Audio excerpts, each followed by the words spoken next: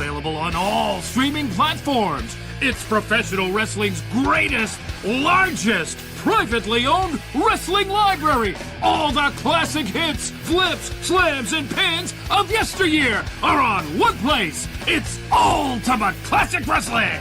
Check out the Nature Boy Ric Flair, Hulk Hogan, Mr. USA Tony Atlas, Tito Santana, Rick Martel, a who's who of professional wrestling's greatest spotlight stars ever to grace the squared circle, all in one place. Grab the best seat in the house for memories and mayhem on Ultimate Classic Wrestling.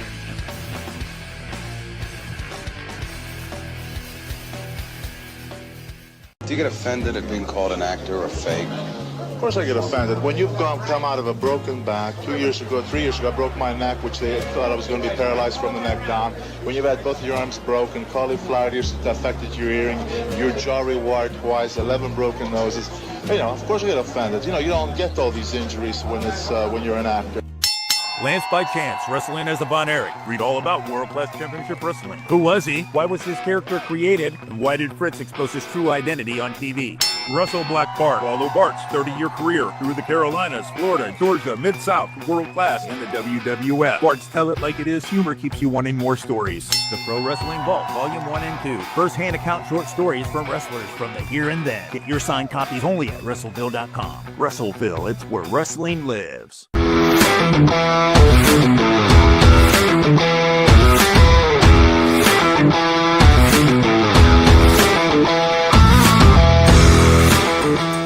What's going on, everybody? This is the Pro Wrestling Wire podcast. I am Rick Del Santo. I have, all the way from New Jersey, Dangerous Adrenaline Wrestling Gladiators representative Jaden Sherman. What is going on, my friend? Not much. I've been looking forward to this. Yes. I love talking pro wrestling with you. We do it every week on the Alliance Guys podcast. And now we get to talk about it and talk about Dangerous Adrenaline Wrestling Gladiators and all things pro wrestling from the glory days when we actually was good. So we can talk about that. Yes. And we can also talk about bad, like Daredevil Dave Dahl.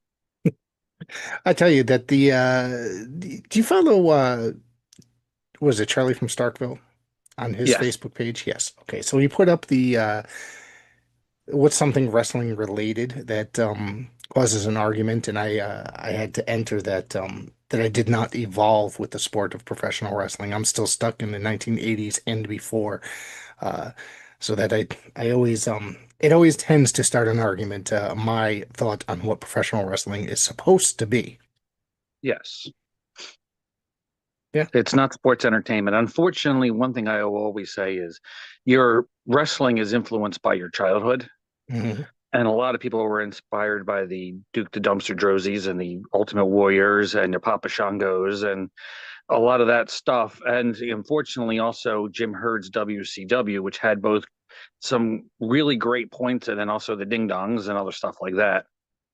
So that's unfortunately how people, I think nowadays, they're inspired now by the Kenny Omegas and the Young Bucks, and I think that's what they were inspired by was the Ultimate Warrior and the sports entertainment and the video games, and obviously like WCW when Jim Herd ran it and the absurdity that he would force upon us. I'm sorry, go ahead. I was just saying, it's a lot of it, unfortunately. It's kind of like which Star Wars is yours, which will also cause any kind of arguments if you want to start one of those. Whether you're the original trilogy or whether you're the sequel, the prequel trilogy, or if you in 20 years, everybody's going to be talking about how great the sequel trilogy is, and that's just because that's what you were brought up on. Original 3 movies. That's it for me. I feel that Jim Herd's version of WCW had some really good points to it, but it was the crap that brought the level down and made a lot of people not be able to take it seriously. Yeah, in my opinion, because there was a lot of really great moments. They had the talent pool there was amazing at the time, I believe. Mm-hmm. Yeah. And I can still watch that WCW and enjoy parts of it. I mean, Brian Pillman's always going to be great, and the Midnight Express, even though they were abused, were always going to be great. And Ric Flair and Arn Anderson and Ole Anderson, even, which is, you won't hear this very much in this time, but that even the Anderson brothers at that time were great, or the Anderson cousins, or the Anderson family, or just the Andersons, or the Minnesota Wrecking Crew, whatever you want to call them. They were still great at the time, and the Steiners were great, and the Doom was great. It's just, again, you also had the Christmas creatures. Then they want to Yes. do the Hunchbacks or something like that, and then there was other stuff. It's just like, Oz, you know, yeah. but you mentioned the Ding Dongs, and I do have to mention the Ding Dongs. It's that you brought them up. That one member, Richard Sartan, is going to be making an appearance on this podcast in the future. So we spoke recently, but he was also part of the Southern Rockers and Deep South Wrestling as well, probably from '87 to '88, which that's kind of where I first heard of them before they became the Ding Dongs. Were they the Southern Rockers, or were they the Southern Rock and Rollers, It might have been the or Southern something Rock like and that? Rollers or not, because I think maybe the internet always intertwines stuff and doesn't always get it 100% correct. But I think that you are actually correct now. I mean, it's been years since I've seen the video, but reading up on it, I think that what I was reading may not have been 100% accurate. If But you I want to think, check them out with their actual best, in my opinion, I believe Jody Hamilton, the assassin, had Deep South Wrestling, which was mhm, well before it was a WWE developmental. correct. And I remember Nick Patrick was also, and obviously because he's related, but deeply involved into that. And that's where I saw a lot of those wrestlers that would end up being in WCW, including the Southern Rock and Rollers, or whatever their name was, whatever it ended up being. Mhm. And they were actually an impressive tag team. They were obviously a small independent tag team, but comparative nowadays, they would actually be huge compared to some of the wrestlers out there. Oh And God, yeah, yeah, they weren't slouches. First yeah. time I think I'd No, seen Ranger Ross too. yeah, Ranger Ross, Dwayne Bruce, who went on to become Sergeant Buddy Lee Parker and Power Plant head trainee, was in there. I actually discovered a match that I had recently that I through YouTube that with one of my favorite wrestlers. It was Dwayne Bruce taking on Eric Embry for the World Class Junior Heavyweight Championship or Light Heavyweight Oh, Championship, and I had never seen this before. And when I came across it while going through like a deep dive into falling into the what do they call it, the rabbit hole of yes. Deep South Wrestling, and I came across that match, my eyes like popped. I was like, holy crap. And they pushed him heavily, mentioning that he is the world class light heavyweight champion, and he's defending his belt here. Man, I got to tell you, that was such an exciting thing to discover, and it was probably the best 10 minutes of the the entire evening that I watched. Yeah, there was a lot of good on there. I mean, Eric Embry, another person, people do not give credit to how great he was. No, nope. Um, he did get a lot of weight late in his career when he was with USWA, but some of his early Yeah. stuff with Southwest Championship Wrestling, with World Class, with where else did I see him wrestle I in think, Florida? yeah, I think he went to, I think, he was there world class and then they transitioned into USWE. Then when they shut down the Texas office, then he ended up going to the Tennessee, the wrestling in Tennessee, the Tennessee office, whatever you want to call it, for the Jarrett office over there. And Yeah. he had gained a significant amount of weight during that time. But I think he has one of in my opinion, a fantastic babyface run during the USWA versus World Class era. Oh, If you and I was thinking about that, and I've been watching some of it on the Savoldi network actually, because they own some of those tapes. It's very the crowd is going absolutely apeshit watching him and cheering for him. oh yeah. He was super over as a babyface, and it's funny because he was a despicable heel too. Yeah. But he was super over as a babyface in that World Class versus the Akbar Devastation Incorporated. And I love that part of the television. I enjoyed that tremendously. That's some of my favorite World Class people. It was a brief resurgence of World Class Championship Wrestling when he was booking, and he was the focus. It actually started off ironically with a match with Kendall Windham that started that whole thing. And the Devastation Incorporated attacked Kendall Windham, and that started him fighting back, and that started his feud with Devastation Incorporated. I mean, I could deal without Tojo Yamamoto. He's well past his prime, and PY Chuhai, Phil Hickerson.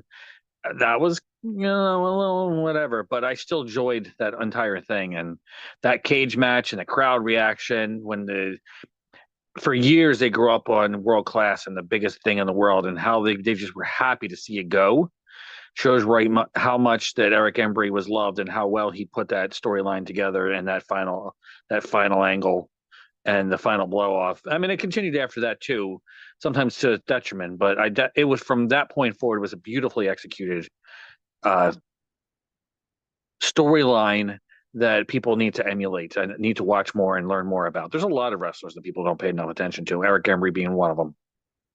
Yeah, 100%. He doesn't get talked about enough. I spoke to him not that long ago about doing a podcast, and we're going back and forth conversing because he does not do many of them. I think he's only made like 3 podcast appearances. So hopefully we can get him aboard and do this interview. But he's doing a signing in my area too, through a friend of mine as well, coming up in I think September. So he's coming or flying, I shouldn't say driving, but coming up to the Northeast for a signing. So that's pretty exciting. I hope to get to meet him during that time period for that Uh, signing. that that's awesome. There's a lot of wrestling conventions around where I live, but they're all kind Mhm. of use mostly the same people. Mhm. And it's nice, but every once in a while I like seeing people that you don't see. Like I want to see somebody bring in another one of my favorites from that area, Iceman King Parsons.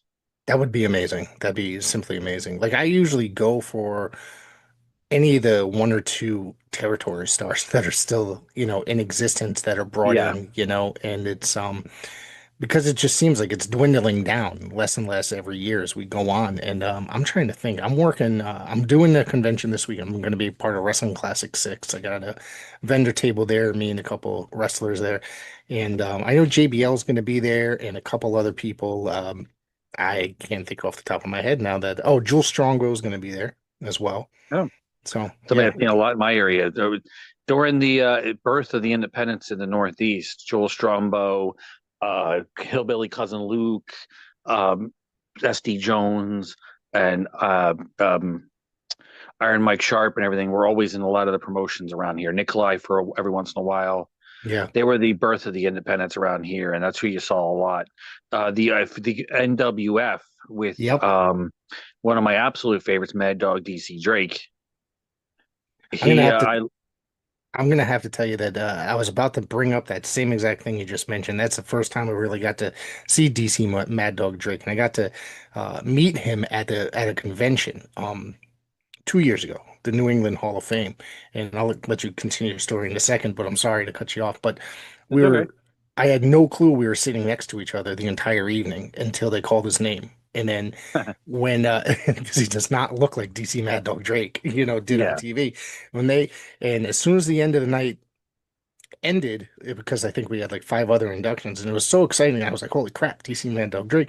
As soon as the night ended, I jumped up onto my seat and followed him out, introduced myself, and we chatted for a long time. And then the next morning, we were actually coincidentally stationed next to each other for the New England Fan Fest, which was pretty awesome. So we spent like a good portion of the day chatting about wrestling and independent wrestling in that era, the 80s and early 90s, which to me, and I'm sure you'll agree with it, the way that, we tend to agree on stuff. It's like one of the greatest eras for independent wrestling. Some of the talent was just awesome. It's not, there'd be guys in between promotions, WWF and NWA, and groups like the NWF or the Savoldis and stuff like that. It was just an awesome era to me. Yeah. I agree, and I love the NWF. Chief Joel Strongbow, Yeah. the Bruiser Brody, the Fantastics. That was Paul Heyman's, I think, Hmm. original like major start was the Yes. NWF. Yeah, Yeah. I enjoy. I have fond memory. Excuse me, I have fond memories of it. I always try to if anything shows up on YouTube or anywhere else, it's one of the things I get lost down watching. I think Wendy Richter was in there. Yeah, Wendy Richter, true. Uh, who else was in there? I'm trying to Heidi Lee think. Morgan was there. Yep. Oh, just confirmed I will be doing an interview with Heidi Lee Morgan as well very soon. Man, I'm just feeding you everything, aren't I? You are unintentionally feeding. Yes. But yeah, I actually got and spoke with her the other day, and we're just working on a date to get it settled. And then we agreed to it. So I'm looking forward to that one too because I used to watch it when you remember watching like in the was it late 80s, early 90s LPWA Yes. on I used to get it on the MSG network and that Joe Pedicino was on it and Jim Cornette I believe hosted it too as well. Yes. Yeah, I He like used that that as an show. excuse not to go back to WCW. Yeah, was it okay? That was that period. So that was a weird period for wrestling, I thought, and especially for him and like the Midnight Express. Yeah. Yeah. I actually, though, again, we're talking about the NWF. Heidi Lee Morgan. Her father Les was one of the trainers for Breaker Morant, former Dangerous Adrenaline Wrestling Gladiators heavyweight Oh champion, wow. Very two-time cool. dog champion. Very cool. Very cool.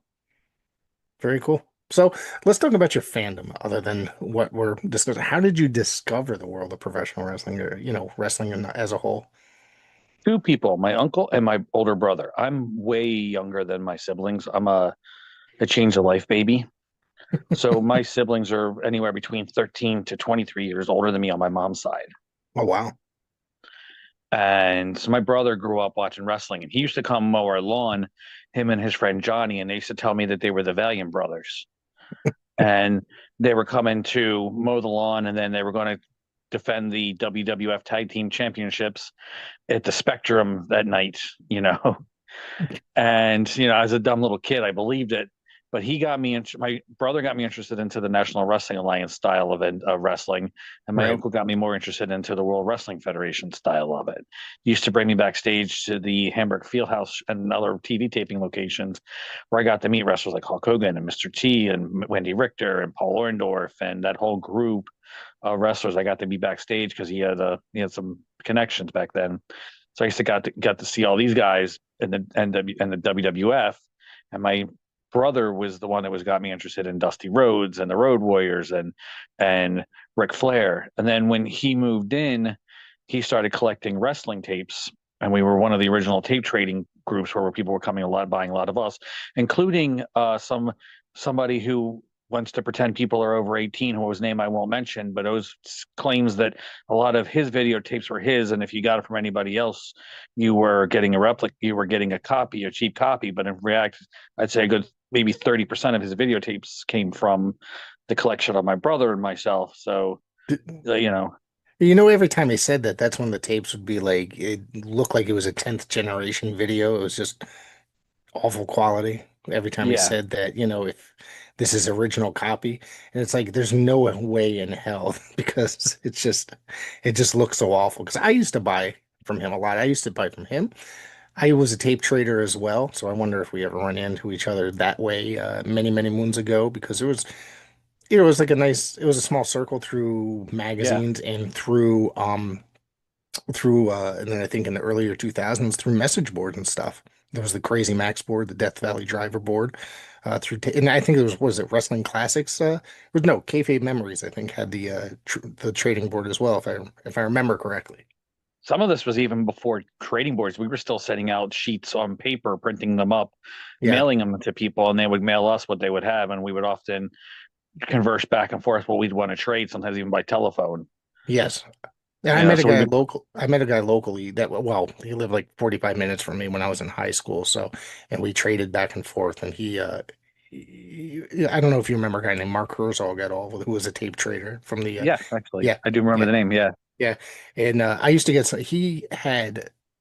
me, he had like a lot of really great quality and he collected the Mid-Atlantic Arena tapes. So he was always on the hunt for those where I was just kind of I think later period AWA I was looking for that I couldn't find, and mostly like independent stuff. Like if you remember Northeast Championship Wrestling, which was Tommy Jeanette, the pop singer from the '60s, he ran an organization, Northeast Championship Wrestling. So I was always looking for videos of that, which were mostly handheld, I believe.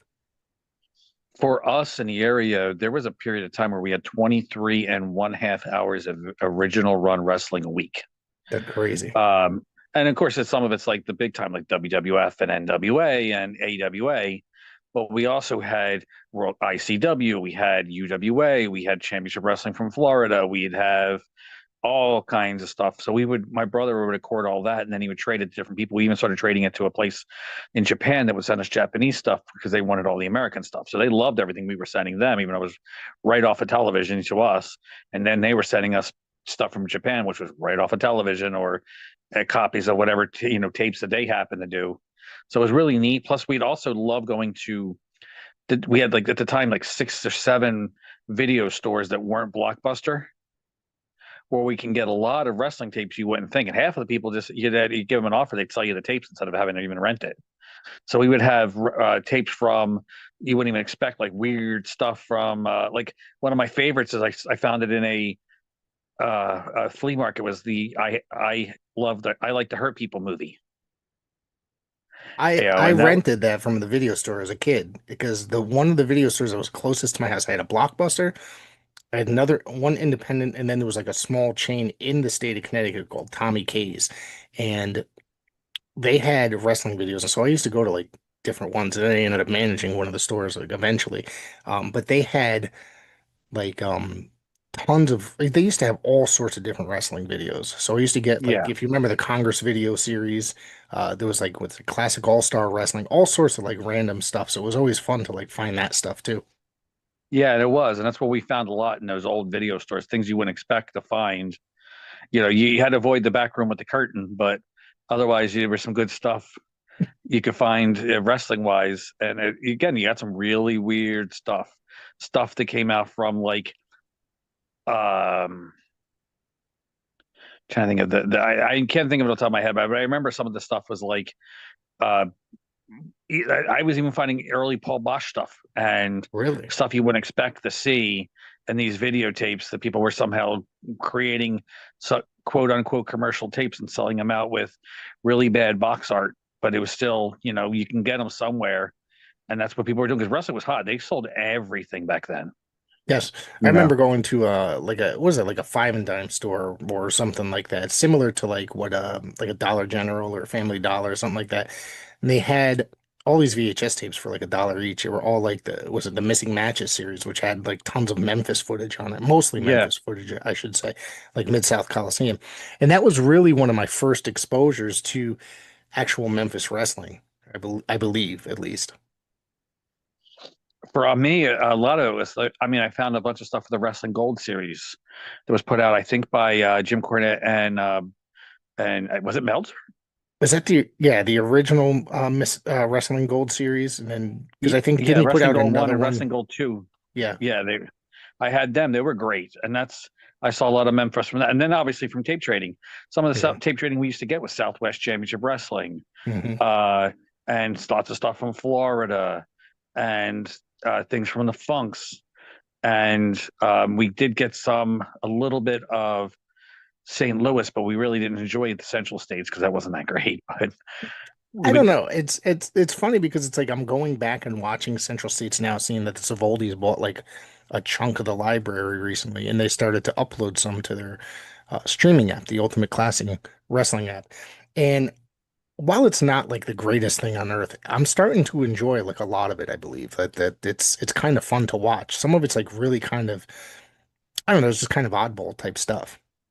I mean, there is some again diamonds in the rough. Like the Oates brothers were very good, but then you also had to deal with Rufus R. Freight Train Jones, um, who is the really short Canadian dude. I think it was their booker. He was always their champion. Not Bob Brower, Bob Brown, Bob, Bulldog Brower. Bulldog Brower or something like that. Yeah. Yeah. I'm probably combining three different names, but I know exactly who you're talking about because he's spent he wasn't very good, but he was always somehow featured very heavily in certain territories. Yeah. Bulldog Bob Brown, I think, is actually, yeah, because Yeah. Bulldog Brower is a different wrestler.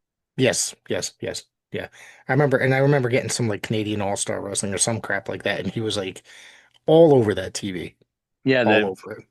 the same wrestling, like wrestling from the Maritimes, Hmm. he was on a lot too. And he did some Stampede and he did some of the one that's been brought back. What's that one called? The Major League Wrestling? No, Maple Leaf Wrestling. Yeah, Maple Leaf Wrestling. Is that supposed Uh, to be the continuation of Maple Leaf Wrestling, or is it yes. just? Oh, it is. Okay. I wasn't It, sure. they just can't call themselves MLW because of Major League Wrestling. Right. Right. Yeah. Yeah. Okay. But and that was there's a lot of great wrestling history, a lot of things that people are unfortunately WWE owning so much, and they're starting to trickle it out a little bit with WCW and other things, but there's so much great wrestling that I would love to see original copies of. If I ever get a job at the WWE, they probably wouldn't find me. I'd probably be in the vault just Well, I knew a guy that was doing work there. And he was telling me that basically he was working in the video department. So during downtime, all he did was sit around and watch videos waiting for to do stuff, basically. So he was going and checking out like all this old stuff. And it was like, it's pretty interesting. It's like, dude, I would like, that's like my dream job. You know, because you yeah, know how much right. footage that do you know how much footage that they own that they haven't shared? That they have, look at their, what was it, Peacock? Look at how Yeah, much AWA stuff that they have up there that they own. There's very little. Look how much Smoky Mountain they have up there. There's yeah. barely anything, barely anything. And if I remember correctly, correct me if I'm wrong, didn't they buy some Southwest Wrestling or a number of years ago? Or did they just license some of it for a video? I don't know if they bought or sold or licensed it, but there was a lot of it in there from the civilities that they were using, some global stuff, some other stuff that they did own. They also, I think through, I'm not sure, but didn't at one time Kevin Von Erich try to sell the rights to the videos to, or at least partial of it, some of the videos to them too, and then started to make his own video later and then sell it to WWF at the time, I think. I think if you look on the WWE on Peacock, I think it's like 1982 to like 1988. And it's weird because like the Savoldis own some of the footage as well. So it's like very questionable as to like what they own as well. And it's kind of like confusing because it's like, what exactly do they own? Because I think it's like, do they own 1988 going into the USWA storyline that we were discussing before? Like whatever that is. So I don't know. It's very hard to decipher, try to figure out because it's like I want to know, but there's anything from 1982 WWE hasn't put up on the Peacock either, on the network either from the world class because there's stuff on there like when I was interviewing Brian Blair, we were talking about him working in world class for a brief period, and there's no Mhm. foot. I can't find any of the footage, at least on there. I haven't seen come across it on YouTube at all. I love YouTube, and I wish there wasn't so many problems with footage on YouTube. A lot of my favorite YouTube channels eventually end up disappearing, Yeah, and a lot of them don't make any money because they they don't own the actually let rights the to it. Yeah, or they also don't own the rights to it, but they play the commercial music, which is to me the best part of it. That's you can watch whatever in the WWE, but it bothers me so much when I have to listen to the bad music they play. yeah. Listen to Rick Rude's introductions. They overdub of his music, and it's god awful to watch like a completely different song Yeah. that they're playing. I thought that was a song that they owned. I guess not. The what I actually think is funny is when they play the song for the Midnight Express, which sounds nothing like the Midnight Express, or the Jimmy Garvin, which sounds nothing like Sharp Dressed Man, or for some reason they love to play that whatever that song they played for Jimmy Garvin, they played over his promos for some reason. Very Even when there strange. wasn't music playing in his promo, when I watch the original footage, they'll play his song over his promos, and I don't know.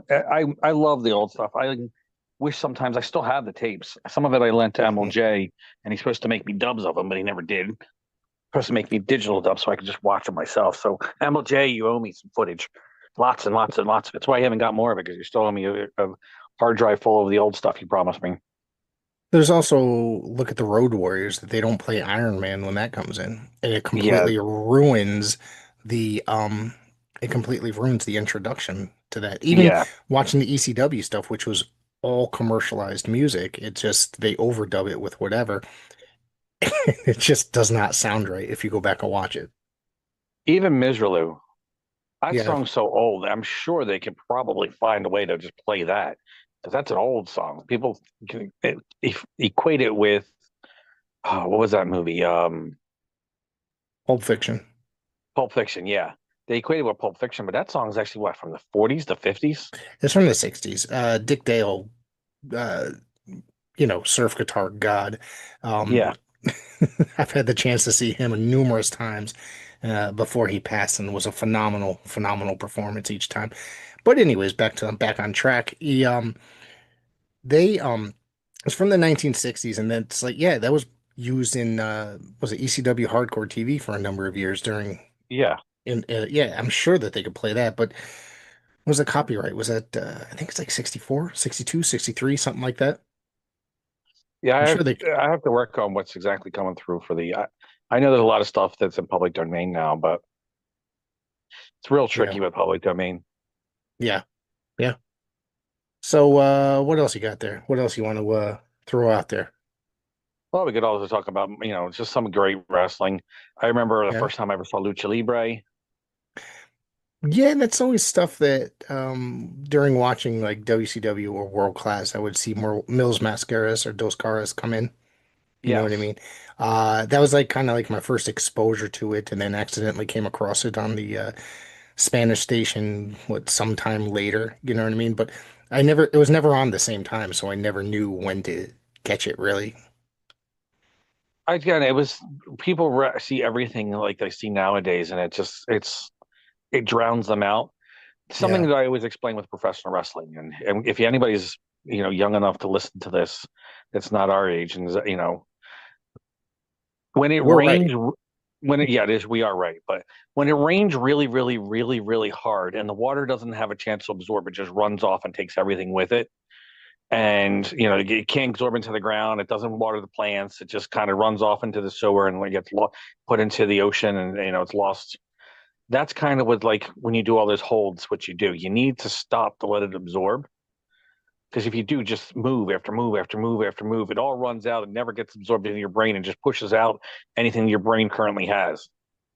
So that's why I'm a big fan of, like, I like the Lucha Libre, and it was different then. But even then, if you watch it, there was some, a lot of high flying, a lot of stuff. Psychology to it. But yeah. Yeah, There they was actually waited, and it didn't insult your intelligence. yes. Sometimes that arm drag looked kind of weak, the Lucha arm drag, but it definitely didn't insult your intelligence. And nowadays, it's just like so many people see the moves and don't understand why they happen. And I know I sound like a grumpy old man, but luckily I'm not DKing and yelling at the clouds. But there's a reason that I work for Dr. Zirconium and Dog Pro Wrestling, because he uses modern athletics, but he's old school pro wrestling mixed with that. And he does things to make sure that the wrestlers that work for Dog, except for Dave Dahl, he just sucks. But the wrestlers that work for Dave Dahl, for Dog, um, they do things that's more for the crowd and less for themselves. Right. Yeah. Makes sense. I was having a conversation with a couple different people over the last couple of weeks. It's just some things that in the world of professional wrestling in ring just don't make sense.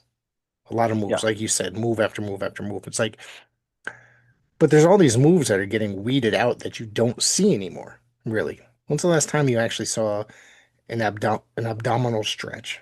I was thinking about How about this. Like, go ahead. how about a victory roll or a head Th- scissor takedown? There you go. There you go. But those moves mean something, right? Like Yeah. the abdominal stretch, it's a pause. It's all psychology. It's just like it's missing that. When's the last time somebody won via backslide, just like randomly? You don't see it that often, and everything is people are kicking out of each other's finisher over and over, and then it's like the fifth time that's when it all of a sudden decides to work. I know I'm going to start sounding. This podcast tends to sometimes be me just complaining about the modern era of professional wrestling. That's fine. I'm the same. And that's the thing too, because if it doesn't end up with the 15th time hitting your finisher, it ends with a schoolboy roll up. Yeah. There's so many better roll ups, the Oklahoma roll, the backslide, like you said, the small package. Wrestling doesn't even end with a small package anymore. No. It's No. a schoolboy roll up, and that's because people don't have the skill to how to do this. Yeah. But do you watch anything modern today? Like honestly, like modern TV, wrestling, anything or Highlights. I watch highlights? I don't watch Raw or AEW or anything like that. I watch sometimes it shows up on YouTube, especially Raw, and I'll test whatever the highlights are, and Raw. They give me just enough to where I can keep interested in it. Right. And occasionally there's a match I look forward to that I'll watch. Mhm. Like I went out of my way to watch the Briscoes versus FTR. Okay. All three of them. Third one I wasn't as big on, but the first two I liked a lot. And then I heard Gunther. He has often matches. I watched him and uh, Sheamus and Drew McIntyre. I enjoyed the hell out of that. Yeah. The heck out of that. There's stuff I'll occasionally put myself out to watch, and I watched the Royal Rumble just because it's the Royal Rumble. Yeah. I think I did watch I think I did eventually watch WrestleMania, but it was more background noise. But I rarely even watch it live nowadays. I usually wait until I can't sleep at 2 o'clock in the morning, and I'll put it on, go downstairs and watch it on the big TV. I But most of the time, I'm watching stuff on YouTube, and yeah. there's what's the channel? Indie Wrestling Archive or something like that. It's got the Okay. new red, white, and blue shield. I'll send you the link. I like his stuff a lot. Please do. Guy from YouTube. Yeah. And if now that I'll have to send you lots of good stuff because there's some channels out there I very much enjoy. And if you're actually on the alliance-wrestling.com Discord, I post matches I find that are NWA title matches or really cool stuff that I find on there. I think I recently found some black and white stuff from Luthez, and I put it on there. And I found some Ric Flair versus Ricky Steamboat from 1982 Japan NWA title match. I find that stuff I posted on there too for the rest of the guys to enjoy. But for me, I watch a lot of stuff. I do watch some Central States, but I also love watching Florida or old good wrestling. I enjoy it tremendously. Memphis, world class. I even watched some of the stuff from California, which to me was the original sports entertainment company, well past the LaBelles and well past with their AWA working prime. But when they started doing some stuff in Hollywood, it was the Mummy and other weird stuff. That is the original sports entertainment company. Yeah. If you're wondering where that developed, actually, I will give credit to that. Just like, people ask where hardcore develops, and I give credit to Memphis, and I give credit because, Memphis is the reason hardcore is in Puerto Rico. Memphis is the reason that the FMW started doing hardcore. Eddie Gilbert brought a lot of Memphis to Tri-State Wrestling Alliance, and so did Joe Goodhart, and that was the predecessor to ECW. And then of course you can't forget the Funks in Texas. That was the origin of the hardcore. And that's people always credit ECW as like the godfather of hardcore. No, it was a bastard stepchild by the time, because there was a lot of good hardcore wrestling that was well before that. Before now, it was all again bastardized to the garbage we're seeing today. I'll say garbage. You're correct. I've gotten and that's one of the things that causes arguments and stuff like that with me. It's like I can't stand deathmatch wrestling or hardcore wrestling today. I actually don't like it at all, really. I used to have the tapes through tape trading, the Tri-State Wrestling Alliance, and of course, obviously, the evolution into ECW, which is I prefer the earlier era of ECW, was in 92-ish, to what, 1996, 95. And then after that, it's just kind of, once they went to pay-per-view, it just kind of went downhill, it seems. Yeah. And it's not That's because interesting. people started taking their talent because they were no longer a tiny little fish. They were a much bigger fish that they needed to poach. And it was also around the time of the Monday Night Wars where they needed talent. Yeah. Yeah. And I remember going to shows, like they used to come up here in Connecticut a lot, and it's just like I went to the last show in Danbury, Connecticut that they did before shutting down. And it's like the building was half full. It was a TV taping. They asked everybody to move to one side to make it look full. And my God, the crowd, I came across it online somewhere and I started watching it again. I couldn't even keep focused on it because it was just so that bad that it was not the ECW of days before. Yeah, and part of it's because of lack of talent. Also, the obviously the writing was on the wall what was going to happen. I think the TNN deal was the worst thing for them. Yeah. Yeah. So, but there's some great. I mean, also though, I have to say, I watch a lot of ECW and it doesn't hold up. No, it does not. No, The earlier stuff, I think that, with the Super Destroyers and guys like when the Surfer gimmick for Sandman. Sandman, yeah, Ray Odyssey, Snuka, Morocco, Tito Santana, Road Warrior Hawk, all those guys in there in the beginning. I enjoy that stuff. I don't know. Maybe I have bad taste, but I enjoy that kind of era of ECW. And one of the first things, like one of the best matches I saw in the semi early was like Benoit and Al Snow, and that was kind of my first exposure to Al Snow, maybe. Mine was through tape trading because he ran a company in, I want to say Detroit, Michigan. Okay. And Sabu was on it sometimes, and Marty Jannetty was on it, and Dan Severn was on it, and obviously he was the big focus of it. He would always push himself against some of the top wrestlers to really get himself, put a spotlight on himself. And that's where I first saw him. That's where he started getting a name for himself. But I did see him a couple times in both Dennis Carluzzo's NWA and obviously ECW, and it was great to see him. I always did enjoy him as a wrestler, and he was ahead of his time. His first real break, though, I think that really made him pop out is when he was Dan Severn's second at the UFC. And they were asking him, like, what is Dan Severn doing to prepare himself? And he's like, he's going out for the next match. He's like, he's going to back and have sex. That's a smart ass answer for a dumb question, I guess. And I think that's the first time Al Snow's humor came along that I first saw that.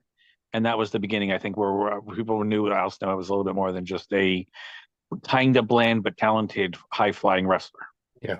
I was able to attend some of the Dennis Corluzzo shows. We used to drive up to Jersey to go to them when he was I guess his protege was Tommy Fierro, right? At Yeah, that Tommy yeah, Fierro. He yeah. had a whole menagerie of scumbag and villainy that would surround himself. I'm not saying Tommy Fierro is that, but there was a lot of it, like Gino Moore and Doc Diamond Hmm. and um, uh, Joe Panzerino and a Hmm. lot of that menagerie of carnival freaks that started becoming promoters on their own. A lot of people branched off from Dennis Carluzzo to start their own stuff. Ricky was another one. Who else? I know there's probably more that I'm missing, but some of them were very carny in the worst sense of the word. Right. And they're the ones that would pull your posters down or do all the other stuff that wrestling's independent wrestling in this state was famous for. They were the ones that were leading a lot of that, and they were screwing over wrestlers and using ticket sellers. And I was one of the original plants for Eastern Championship Wrestling, where they were at Mike Schmidt Sports Bar in Philadelphia. Really? Explain this. My friend Sean and myself were planted by Stevie Wonderful to be part of the Stevie Wonderful fan club. He'd give us signs to hold up for Stevie Wonderful. And then my brother was recording these events. So we got to sit front row. He got us front row tickets to these events that we did for free because we would hang up, we would cheer for Stevie Wonderful, and we would have the Stevie Wonderful signs and we would talk about stuff. And I remember he used to bring us backstage and meet some of the wrestlers. That's where we first met Vivacious Veronica. And he asked about Vivacious Veronica. My friend Sean asked her for an autograph. She kissed his autograph book. And I said, can I get an autograph on my cheek? And she kisses my cheek. And I remember everybody was so jealous. And then somebody said, you should wash her face right away. You don't know where she's been. But yeah, we were planned for Stevie Wonderful for when it used to be at the Eastern Championship Wrestling at the Mike Schmidt Sports Bar. A lot of the early stuff was recorded by my brother with Tommy Cairo versus, I think the very first time we saw Tommy Cairo in ECW was he was wrestling against Damian Stone, who became Little Guido. And Yeah. I remember, I think it was Stevie Richards versus Larry Winters. I think that was Stevie Richards' first ECW match. And there was, there you saw Ivan Koloff and Tatsumi Fujinami and Jimmy Snuka and Nikolai Volkov and a lot of wrestlers in the early ECW days. Don Morocco, who was one of my brother's favorites, and a lot of those wrestlers in the early ECW, Mike Schmidt Sports Bars days, my brother was doing the recording for it. And then we would trade those videotapes because he would make copies and give them to ECW, but we'd keep the originals. That's awesome. That's great. He used to record for Dennis Carluzzo too, when he was at the Route 30 Mall for when Carluzzo and Larry Sharp together. And my favorite wrestlers, I had three favorite wrestlers I liked. Actually, two favorite wrestlers I liked a lot in those days was the Boy Gone Bad, Joe Daniels, and Chris Candido.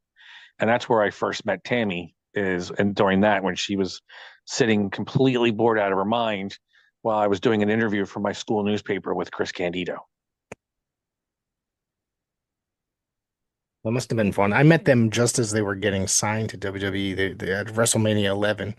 I was wearing a Sabu shirt, and they had like the fan fest prior to it, and there's Chris and Tammy just walking around, and Chris saw my shirt and just started pointing at the sky like that when he saw me wearing the shirt, and then that was it. I ended up having a pre-skip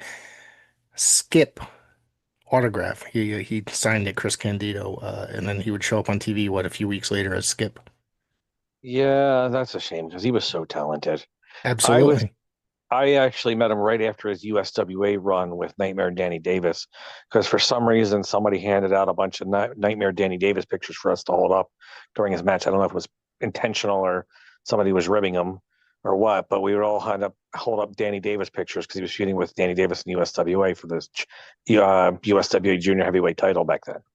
Right. So let's talk about your entry into the business of professional wrestling.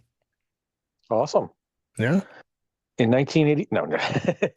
in 1864, I'm not as old as DK though. He actually saw a really historic match in person, David versus Goliath. He had front row seats. There's not many people there. It's a small Yeah. arena. Yeah. I heard David rocked. So, how did you get into the world of professional wrestling? Didn't never compete in ring, did you? I competed in ring, yeah, but I Yeah, even okay, started that's what I before thought. that. I thought we talked about that on the Alliance guys one night that it came up. So tell me about that. What made you decide to do that and talk about that a little bit? Started off way before. Again, my uncle and my brother used to bring me to wrestling, and we were started off where I was doing various things like setting the chairs. We were plans for Stevie Wonderful. Uh, what was his name? I don't know why I can never remember his name. He works for NBC in Philadelphia. He's a sportscaster, and he used to write a wrestling newsletter, and I used to write under him under multiple pseudonyms, and then sell them at different wrestling events that I would add. He would give me, I would sell them for $5, and he'd give me 25 cents for each one I sold. Cheap bastard. Uh, Jeez, that's not much. Would you get $2 at the end of the night? no, I ended up with a good $10, $15, which, for a teenager, it was okay. But Yeah. I like the fact that he also used to give me videotapes and trade me videotapes, even though, um, what's his name? Every time I go to think of it, I have it in my head and then it pops out. But What was the he name still of the owes me. newsletter? Oh, I don't sorry. even remember that now. That tells you how my brain is so damaged. But he's a sports newscaster now, and like one of the major networks.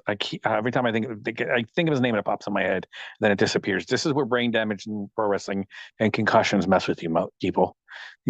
Protect your brain while you can, because otherwise you forget simple stuff like this.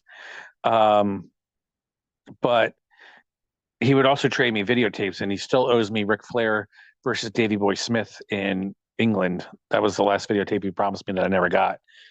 But I used to do that and then work. Again, my brother was recording for Dennis Carluzzo, and then later for the ECWA. So he would record that stuff, and sometimes we'd even do commentary over it. And we were told I did a very good job in commentary. But I always wanted to be in professional wrestling. That was my ultimate goal. Unfortunately, I was 5'5", about 119 pounds. I got out of high school. I mean, this was like my entire high school career. I think I was 125 pounds. I wrestled between 103 and 125 in the amateur circuit, but I was a natural 112 pounder, and I would get in. I started wanting to train. I went to Larry Sharp School first to try out for the Monster Factory, and he basically told me like, "Hey, you'll never be anything, but I'll take your money," and that kind of set me off. I didn't like that, so I found out there was a wrestling school in Florida run by Lucifer and Carnage. I'm not Florida. I'm sorry, Maryland. Lucifer and Carnage. So I would go down there and wrestle and train for them and do wrestling for there. And we did a bunch of really crap shows, but they also had a loose association with, I think it was MEWF at the time.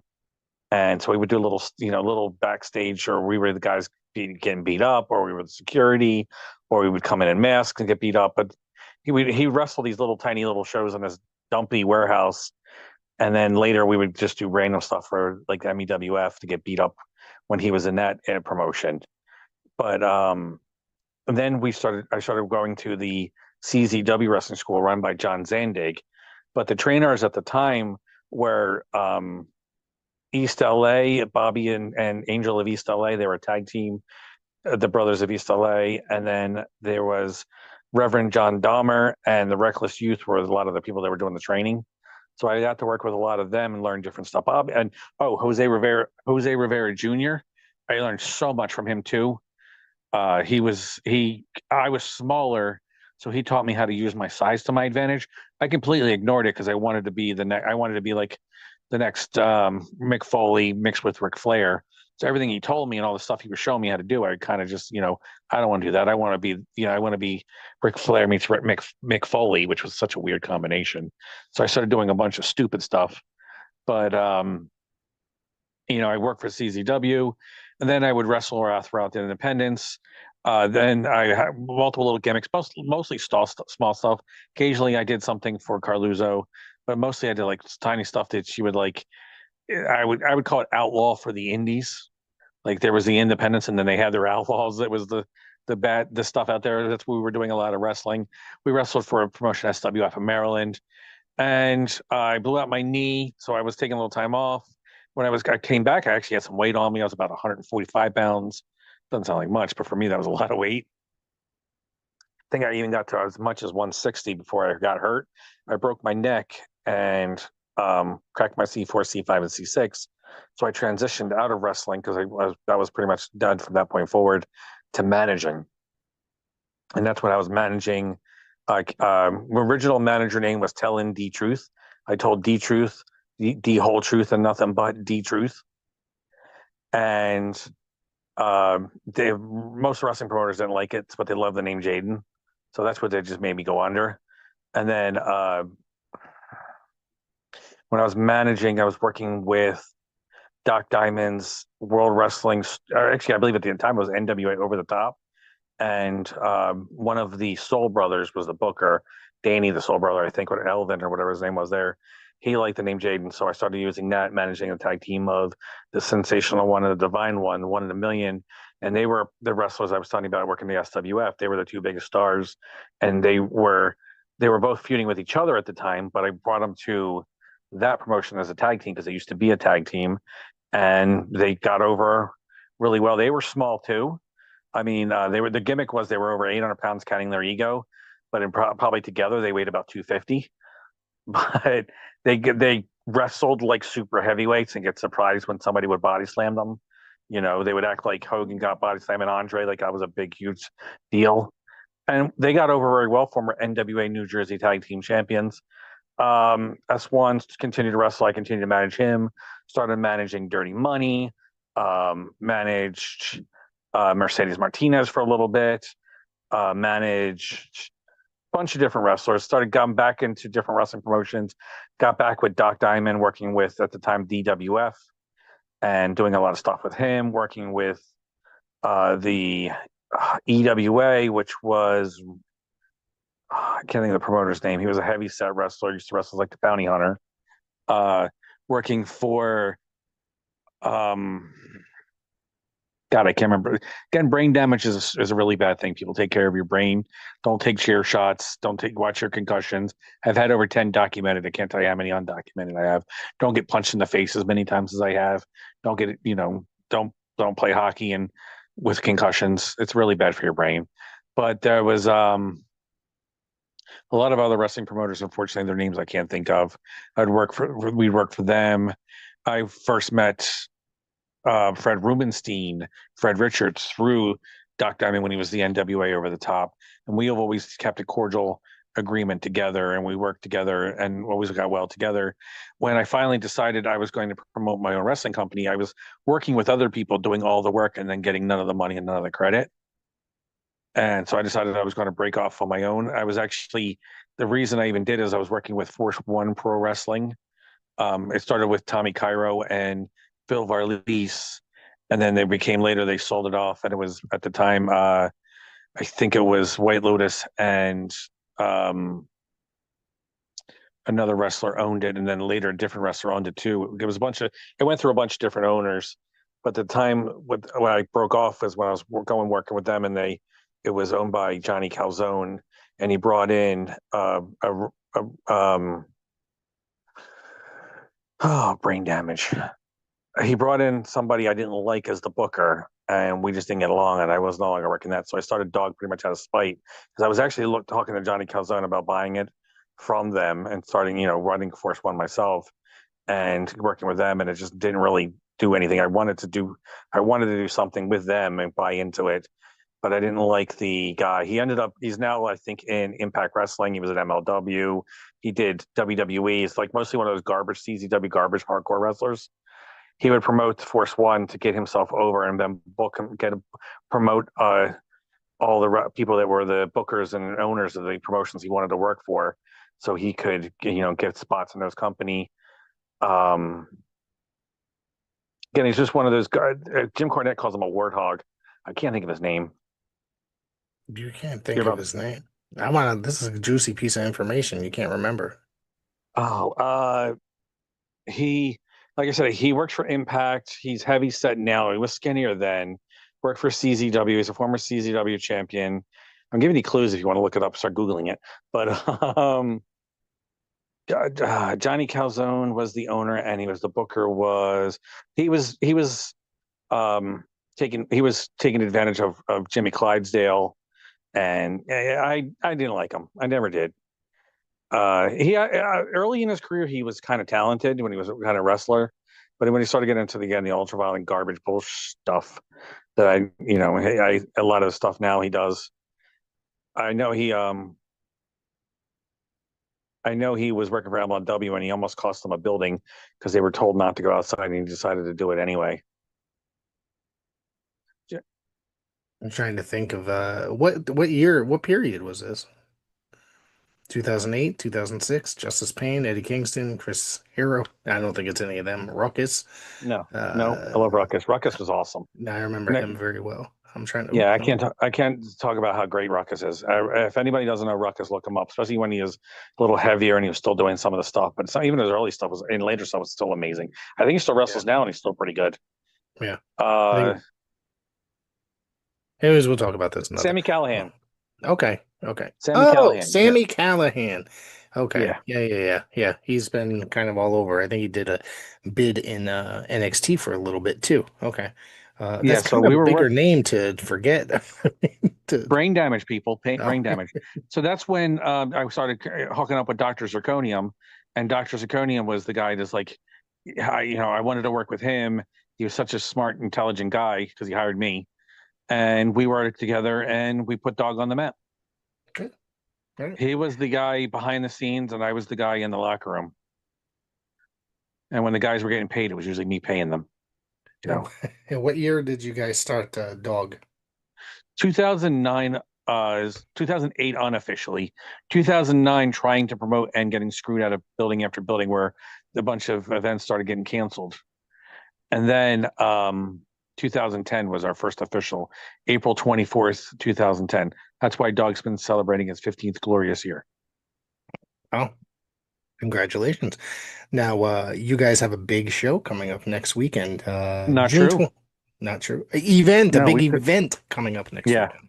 Because DAWG doesn't run shows. DAWG runs events. Other wrestling companies run shows. DAWG runs events. Yes, I forgot. I have to watch what I say when speaking to you. So, regarding the events. So, next Saturday, you're holding the All-American Bash, June 28th. That's next Saturday? I think it's 2 Saturdays from now. Oh, shit. Maybe that is 2 Saturdays. I'm looking at the wrong calendar, apparently. Yeah. 2 Saturdays from now. 28th of June. Apparently I'm in the wrong week in real life. Yeah, but So on June 28th, they're going to be at the Max Fit. I'm sorry, that's an old thing. At the Sacred Heart Church, located at 103 4th Street in beautiful, historic Riverton, New Jersey. Dangerous Adrenaline Wrestling Gladiators presents the All American Bash. Do you want to talk about some of the matches? sure, let's go across. Let's go through them. It's for the main event, I believe it's the Dog Championship. Vinny the Fixer taking on Marvelous. Marvelous just appeared on the podcast, the Alliance blog podcast with JayCal just this earlier this week. So that was a Yeah. very exciting interview to watch. Yeah, very talented wrestler. Smaller than, a lot of wrestlers in Dog, but it's great because he's got so much personality, so much charisma, so much talent. He is a hidden gem that people need to start paying attention to. He's been around for a little while now. He's been wrestling for some time, but he's just now getting the recognition that I think that he deserves.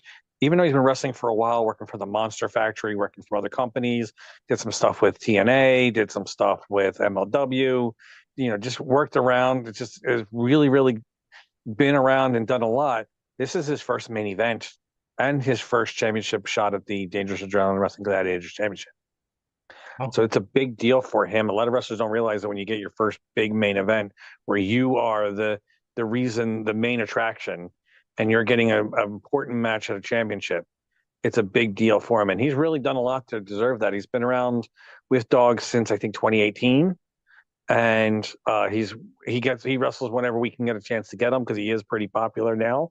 He is starting to break out into a big star. He's in the Monster Factory, he's more known as a tag team wrestler with Dad Bod. They're called the Body Snatchers, but he's a very, very underrated and extremely popular singles wrestler in Dangerous Adrenaline Wrestling Gladiators. And I can't wait to see that match. People consider it a clash of styles because he's a little more high flying, a little more daredevil, while Vinny the Fixer's straight. Come in, I'll punch you in the face, I'll potty slam you. I use more a mixture of like Greg Valentine and Tully Blanchard.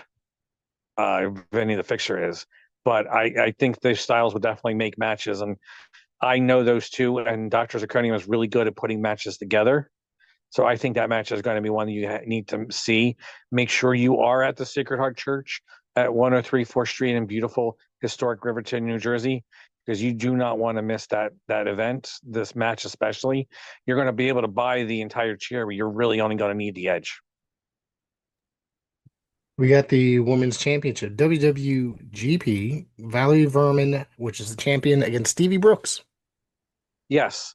We're sanctioned by the World Wrestling Grand Prix. People forget the Dog used to be part of the NWA. Now we're part of the World Wrestling Grand Prix. And we're often able to Dr. Zirconium is really good at negotiating and getting the World Wrestling Grand Prix champions to most of his events. And Valerie Vermin, if you haven't seen her, she reminds me a lot of UWF with Eddie Gilbert, Missy Hyatt, that period, like the late Mid-South, early UWF with Eddie Gilbert, Missy Hyatt, when she was at most money, and Eddie Gilbert was one of my absolute favorite wrestlers. By the way, he's one of the inspirations for Dog. I know Dr. Zirconium loves too, so he's a lot of people say like what's brought Dog of that. Both of us loved Eddie Gilbert, and that's when we were talking about Dog. Did you get one of the wrestlers? Did you get the biography yet? Did I ask you about that? I ordered on it. the I haven't Alliance gotten guys? to me yet. Okay. I have ordered it. I haven't received it yet. I just ordered it recently. Big Eddie Gilbert fan, always was. Big, one of my absolute favorite wrestlers. I'll talk about something about a TWA event one time about that later after we promote this. But yeah, Dog Tag Team Championships. Excuse me. Steve Dahl and Dylan Mesh. No, Dave Dahl. What the hell am I talking about? Dave Dahl. Steve Dahl. He's not Dylan part Mesh. of the Southern Rockers. Exactly. This isn't Steven Devine or Steve Dahl or Steven Dunn. This is Daredevil Dave Dahl. What happens when you crap into a wrestling singlet. Wow. He'll be teaming up. Him and Dylan Mesh are the champions. They'll be taking on Primal Fear. Let's talk about that one. Well, we actually never even got to finish talking about the World Wrestling Grand Prix Women's Championship match. Oh, I thought you were done with that. I'm sorry. No, I'll go back to that real quick. Stevie Brooks is the number one contender. She was supposed to receive a shot in Pennsville. Unfortunately, the school that was sponsoring that event we had to cancel for something else, and it is now being rescheduled for this. So it's going to be interesting to see. Valerie Verman's extremely popular on YouTube and very well disliked in person. So I actually look forward to that match. Stevie Brooks is a very talented young wrestler. Keep an eye on her too. And I'm really looking forward to that match. Now, talking about Dave Dahl and Dylan Mesh versus Primal Fear. Primal Fear is one of those wrestling tag teams that's very well known in the area. They were actually trained at the Monster Factory. Then they spent time at the Ring of Honor school. They were taught a lot when they were working with the Monster Factory with Damian Priest, current WWE wrestler. Then working at the Ring of Honor school, where they were on Ring of Honor television often. Mm-hmm. So it was really very talented wrestlers that are just, again, a lot of in the area. They wrestle a lot of different places, and they're well known in the area. And hopefully, they've done events for AEW and other companies too. And they're going to break out soon. I have a feeling. Can't wait to see so. And they get a shot at the Dangerous Adrenaline Wrestling Gladiators Tag Team Championship. This is actually the third shot. They wrestled against a different combination of them. Wrestled against Patch and Vinny, the Fixer of the Old School Empire. And then they were part of a 4-way elimination match to crown new champions that was won by the Old School Empire. This is their third shot at the Dangerous Adrenaline Wrestling Gladiators Tag Team Championship, and they're talented, so they deserve it. So, who else is talented? Dylan Mesh. So underrated. He came in as a wrestler. He was just literally a fill-in guy to help with the ring, and we needed somebody to wrestle on that card. And then he ended up earning a spot in DAWG and getting more and booked more and more. And his back must be really hurting because he's been carrying Dave Dahl for some time now, and that's a big load to carry. So he's been carrying him all the way to the Dangerous Adrenaline Wrestling Gladiators Tag Team Championship. And I'll give them credit; they've held it for over a year now. But this is, I think, their stiffest challenge to date. I can't wait to see this match. If you're one of the many, oh so very many people that like seeing Dave Dahl get the crap kicked out of him, I have a feeling that this event is really going to get beat up a lot. So make sure you are at the Sacred Heart Church located at 103 4th Street in beautiful historic Riverton, New Jersey, to watch Dave Dahl get the absolute crap kicked out of them. They may sneak out with the victory and still be champions, but it's so much fun watching Dave Dahl get beat up. It's like whenever we do polls on any of the social medias, and they're like, who do you want to see Dave Dahl wrestle? And it's usually against like whoever's going to kick the crap out of him the most. It gets the most responses, and he's actually third most popular in our DAWG gay following. I make sure I mention that to him all the time. He gets a very big daddy bear coverage. They seem to love him. And so I have to make sure I have to mention that at as many chances as I can. But I just can't wait to see it because everybody loves watching him beat up. They hate it. People ask him what's he like in real life, and he's actually worse. His real life personality, his wrestling personality, his real life personality turned down to 7. So if you can't stand in wrestling, you should have to deal with him in real life. It's so much harder. If he fell in the wood chipper, I'd feel bad for the wood chipper.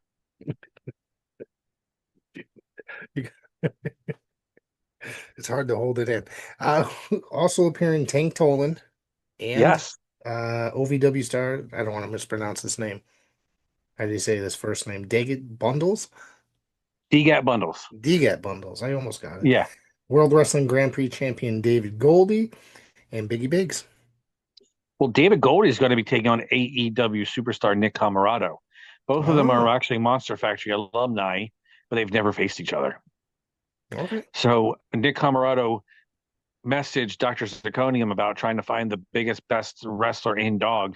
And at the time, they were trying to find, Dr. Zirconium was trying to find a challenger for David Goldie. It's like, well, he's the World Wrestling Grand Prix champion. He's not just the best wrestler in DAWG. He's the best wrestler. He's the champion that everybody wants to be. That's the championship that the DAWG champion holds to try to hold on to the World Wrestling Grand Prix championship. So he made that match. You recently watched David Goldie take on Donovan Dijak, and that was an extremely good match. And he won that championship over long time champion Chris Steeler, who held that championship for a long time. Like I say, he's been really impressive since being champion, and I can't wait to see that match, him and Nick Camarado. And then you mentioned DGAT Bundles. He's going to be taking on Connor the Flag Boy. He's almost as hated as Dave Dahl, but the difference is Connor the Flag Boy actually has talent and actually has a future and potential and wants this. I think once maybe he gets away from Dave Dahl, we'll see him actually blossom. But for right now, Dave Dahl is the albatross holding him down, or the whatever the. I don't think albatrosses hold you down. I don't know where that one, but the ankle bracelets, the weighted bracelet to hold him down. Yes. The prison ball. Yeah. Prison ball. Yeah, all that. How's an albatross holding you down? Is that an expression? I've never heard that before until today. I think you created it, so I probably created it. But anyway, I think that match is going to be better than people think. DGAT Bundles is very, very talented. He's a musician. He's a movie star. You've seen him on OVW's wrestling TV. If you watch the Netflix special of The Wrestler, he was there, part of that too. He's a very enjoyable, very entertaining person. Got a lot of personality. I think that match, and he's wrestled for DAWG in the past, so fans of DAWG, longtime fans of DAWG, know him. So I think they're going to look forward to that match. Who else has been said? Former WWE Ring of Honor superstar Tank Tolan. He's going to be taking on a young up-and-coming Jack Martins. Jack Martins just cut a promo talking about he doesn't respect and doesn't, think very highly of Tank Tolan, that he's taking his spot, and he's just, holding on to try to keep him from rising up to the top. And I don't think that's a smart idea. Tank Tolan's going to beat the living crap out of him, and it teach him a lot. And again, Jack Martin is a very talented, promising young prospect. He's going to be something. Works very hard in the gym, works very hard in wrestling schools, trains a lots of different places, works as anywhere he can get booked, he tries to work. But underestimating or disrespecting Tank Tolan, I think that Tank Turret's going to knock him in the middle of next week. And you're actually, if I'm not mistaken, you're going to be talking to Tank Tolan soon, aren't you? That's probably the third connection you made this episode. So by talking about something, Tank Tolan will be coming to the show next week. So look for that. We are speaking earlier in the week. I'm going to try to get that out as soon as it's done. So keep an eye out for that one. That one I'm really looking forward to. I think it's going to be a really fun episode. Yeah, he's a good storyteller. He's done a lot, from the Monster Factory to OVW Wrestling to the WWE to Ring of Honor, and then of course finally working his way to the major leagues in Dangerous Adrenaline Wrestling Gladiators. Yeah. So why don't you just tell people where you can get tickets, where you can find you guys on the social medias, and yourself. Oh, geez, I don't know how to find anything on social media. I don't have social media. But I do know, I think I might have sent you a QR code, if you could put that up. That QR code takes you to all the DAWG social media pages. It's a LinkedIn, a link tree. So It takes you to all our social medias. We're look up Dangerous Adrenaline Wrestling Gladiators on YouTube. Definitely on YouTube. Make sure you like, comment, subscribe. There's a lot of matches on YouTube right now. There's a lot of content up there. I want everybody to go out there, watch it. You're going to see guys like Wrecking Ball Legursky, Tank Tolan, lots of guys out there. This is it's a growing YouTube channel. How often do you guys upload stuff? Daily, weekly? Whenever they decide to get footage of something. Basically, okay. It's that our events, we would take up matches and we put them up there. We try to slowly trickle them out. Especially when we have another event coming, we try to trickle them out. Whenever there's matches coming or something like that, we put out interviews. They started doing a lot of shorts. So you're going to see some match highlights and stuff, and various shorts. And when we do the conventions too, you'll find things on there. We have different people from around the area talking about DAWG, and we always try to put everything we can. There's sometimes a little bit of it low, so make sure you hit that bell icon so you never miss an upload. Absolutely. I'm subscribed. You should subscribe to. I can't even talk tonight. I subscribe, so you should subscribe too. You're going to get a lot of great content out there. But we're on X, we're on Facebook, we're on Reddit, we're on TikTok, we're on Blue Sky, or Blue Ski, as I like to call it. We are on the one that's the @ symbol that has to do with Instagram. And oh, by the way, we're on Instagram. Threads. Reels or Threads. That's it. Yeah, we're on that stuff too. I don't think we're on Vimeo. We used to be on MySpace, but MySpace deleted us. I think MySpace was But deleted, period, wasn't it? Was it not? I don't even know, Yeah. but we're everywhere. So you just make sure, and we're also, if you go to the alliance-wrestling.com Discord page, they're mentioned a lot too, because I make sure to post all the stuff that Dr. Zirconium, who is just too damn busy to do all his work, as that's everybody else do it for him. But I make sure to post it on the alliance-wrestling.com Discord page. And we're often also featured on alliance-wrestling.com. And don't forget, we have a website, www.dawgprowrestling.com. That's dogprowrestling.com.